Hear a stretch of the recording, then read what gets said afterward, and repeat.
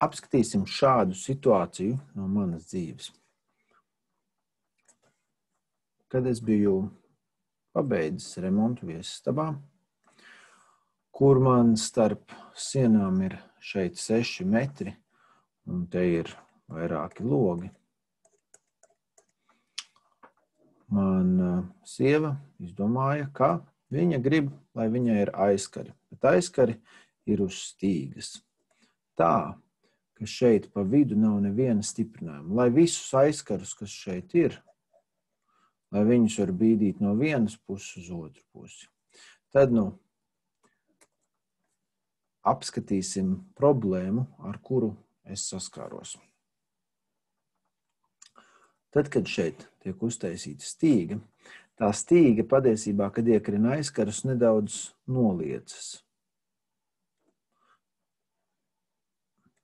Un tātad šeit ir viss tas posmiņš ir 6 metri.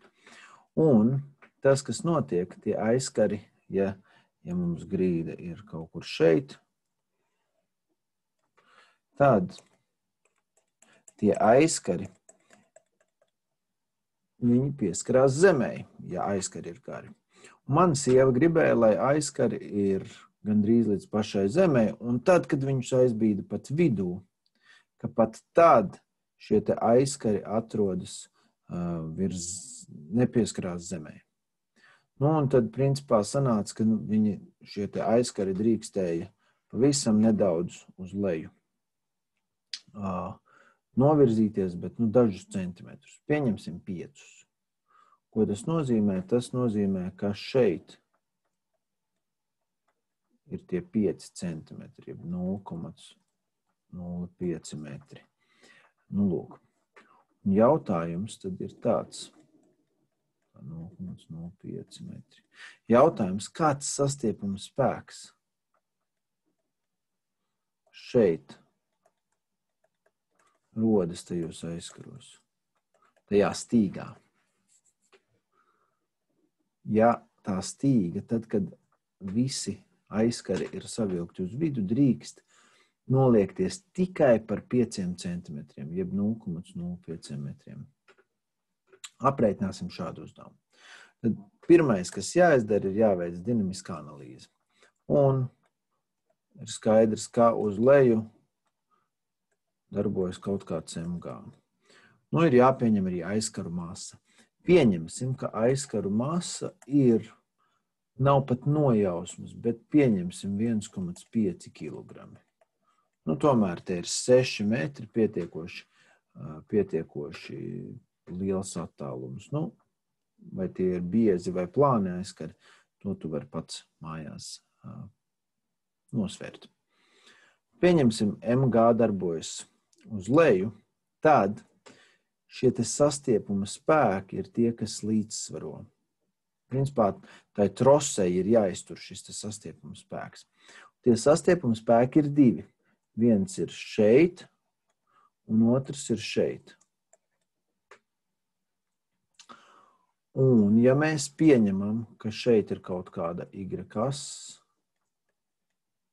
mēs varētu teikt tā, ka principā FS, 2FS, vai būtu jāraksta FS1 plus FS2.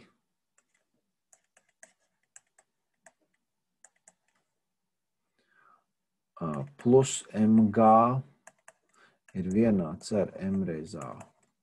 Bet mēs gribam, lai tie aizskar tā kā stāv uz vietas. Līdz ar to A ir 0. Un uzreiz rakstīsim projekciju, tātad Y projekciju.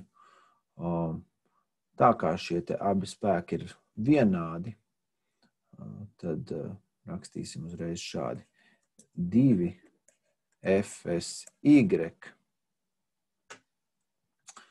mīnus MG ir vienāds ar 0. Un atliek tikai noskaidrot, cik ir FSY. Un tad mēs dabūsim noteikti, ka FS. Mēs varam uzrakstīt, ka FSY ir vienāds ar mg dalīts ar 2. Ja FSY ir mg dalīts ar 2, tad pamēģini tagad izteikt FS. Tu zini, ka viss šeit ir 6 metri. Un tad jautājums noteikti, kāds šeit ir leņķis. Es iezīmēšu ar sarkanu, lai var labāk redzēt, tātad, kāds te ir alfa. Tāds ir jautājums. Nu, mēs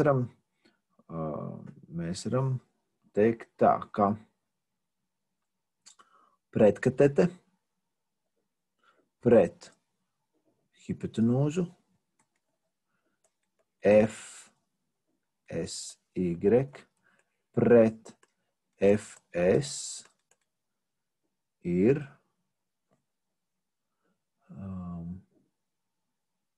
tas ir vienāds ar sinus no šīs te alfa. Izsakot FS, mēs iegūstam, ka FS ir FSY dalīts ar sinus alfa. Bet FSY vietā mums ir jāliek mg dalīts ar 2, tāpēc mums ir patiesībā mg dalīts ar 2 sinus alfa. Nu, un tad jautājums, kas ir tas sinus alfa? Sinus alfa tu var noteikt, jo šeit veidojas 3 stūris, kur šeit ir 3 metri, un te ir 0,05 metri. Tātad uzzīmēšu maliņā. Tātad mums ir 3 metri, un mums ir 0,05 metri, un te ir alfa. Principā mēs varam teikt, ka šādā situācijā sinus un tangens ir gandrīz vienādi. Tātad sinus alfa un tangens alfa būs vienādi pie ļoti maziem leņķiem. Un šeit ir tiešām ļoti mazs leņķis, jo šis te 0,05, ja mēs padomājam, te ir 0,05, tad arī šī mala būs aptuveni 3 metri. Pēc Pitagora teorēmas var pārliecināties. Līdz ar to es uzreiz aizstāšu, bet tu vari pārliecināties. Es sinus alfa aizstāšu ar tangens alfa. Un līdz ar to es varu rakstīt tā. Mg dalīts ar 2 reiz. Man ir pretkatete pret piekateti. Un tas ir reiz 0,05 dalīts ar 3. M ir 1,5, G pieņemsim kā 10, dalīts ar 2 reiz 0,05. Un šis te trīnieks patiesībā uziet vienkārši augšā. Un tas, ko mēs iegūstam, to var uzspiest uz kalkulātora. Un tas, ko vajadzētu būt, ka tu iegūsi, ir 450 ņūtoni.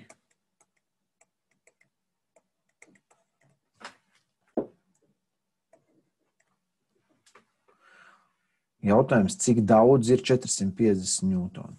Principā šai stīgai, kurā ir iekarināti 1,5 kilogrami, vajadzētu izturēt 450 ņūtonus, kas būtu ekvivalents šādi vienkārši iekārtiem 45 kilogramiem.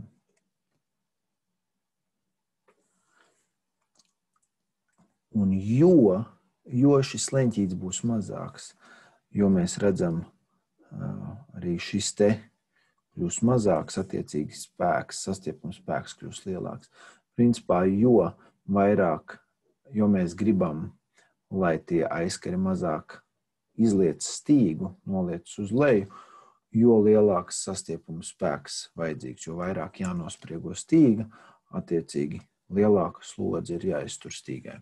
Šāds uzdevums praktisks no dzīves. Šī jau ir statika, kā tu redzi. Mums vajag apskatīt līdzsvaru nosacījumu, kad pātrinājums ir 0. Tas arī viss.